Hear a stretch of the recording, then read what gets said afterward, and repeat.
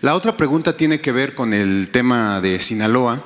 Estuve revisando los datos de quienes están internos, digamos, en este penal de Culiacán y pues descubrí que el 90% de los reos considerados de alta peligrosidad y están internos por delitos del fuero federal presentaron o pidieron el amparo de jueces federales para permanecer en esa prisión. Aquí se presenta un problema grave, presidente, porque estamos también hablando del Poder Judicial. En el 90% de los casos de estos internos de alta peligrosidad fueron amparados por un juez federal para que permanecieran en una prisión de esta naturaleza cuando ellos tendrían que estar en una cárcel de máxima seguridad, según lo marca la ley, en casos de delincuencia organizada. Entonces, ¿cuál es su postura sobre este asunto? ¿Va a haber algún empuje de parte de la Federación, de su gobierno, para que también en este tema los jueces tengan cuidado? Sí, es parte de la reforma del Poder Judicial. Ayer se trató este tema de cómo reformar el Poder Judicial. En el Poder Legislativo se propone, no todos, pero hay opiniones, de que se lleve a cabo esta reforma con una modificación a la Constitución y a la ley. Yo no estoy de acuerdo con eso. Yo pienso que la reforma al Poder Judicial tiene que darse al interior del mismo Poder Judicial, que el Poder Judicial debe de reformarse a sí mismo y hay la posibilidad de lograrlo con la judicatura renovada y también con la Suprema Corte de Justicia y en particular con el presidente de la Suprema Corte de Justicia, que es una gente recta, íntegra.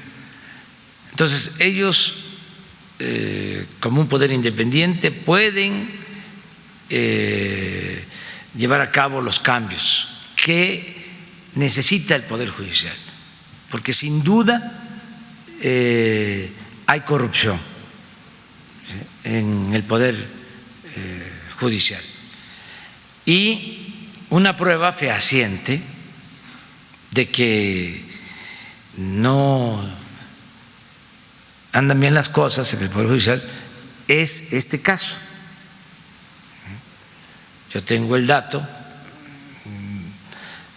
no del 90%, del 80% de los presos, de los reclusos del fuero federal que cuentan con amparos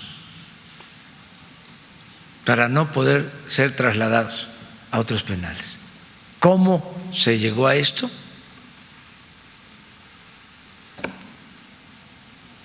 Entonces sí hace falta la reforma. Entonces,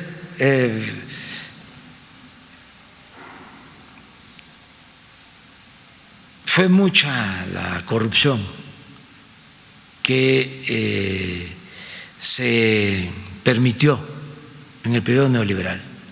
Por eso no me equivoco cuando hablo de que neoliberalismo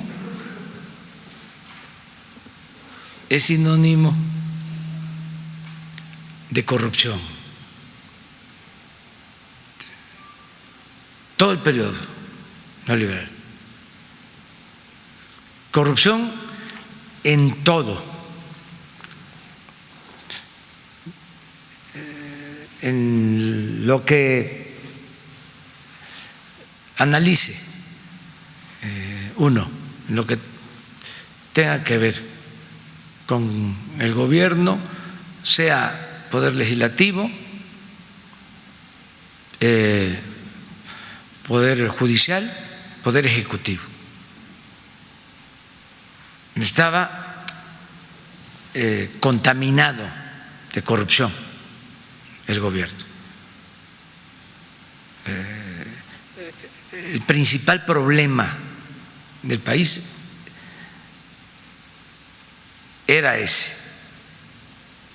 Digo era porque ya no se tolera esa corrupción. Y lo que se está haciendo es regenerando la vida pública, purificando la vida pública. Nos va a llevar tiempo.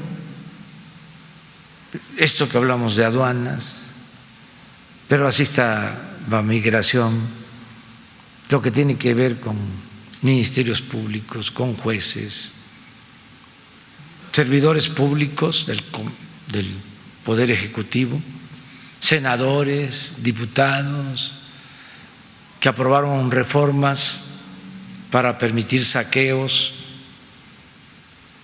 para permitir que bienes nacionales, bienes de los mexicanos, se trasladaran, se transfirieran a particulares.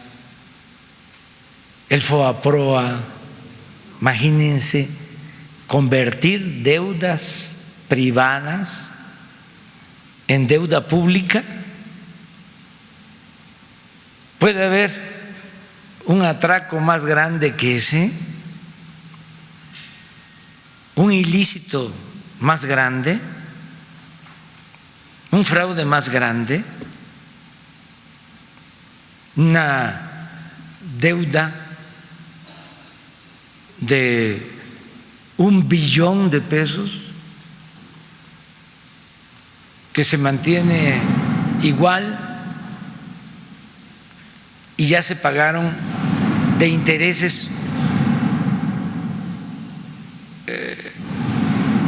también 1 billón? O sea, el principal 1 billón, intereses desde que se aprobó el FOAPROA, otro 1 billón. A ver, en la colonia, con el saqueo que hubo, si se equipara a precios de aquel tiempo, ¿cuánto significaría? ¿Cuántos años de saqueo? A lo mejor el puro FOAPROA, medio siglo de saqueo, o 1 siglo. Por eso no tengo duda que el periodo de más saqueo en la historia de México es el periodo neoliberal, el de más robo a la nación. Entonces, por eso hablamos de un cambio. Bueno, a la gente que nos esté escuchando, son cohetes, ¿eh? Bueno, nos vemos mañana. Adiós, adiós. Adiós, adiós.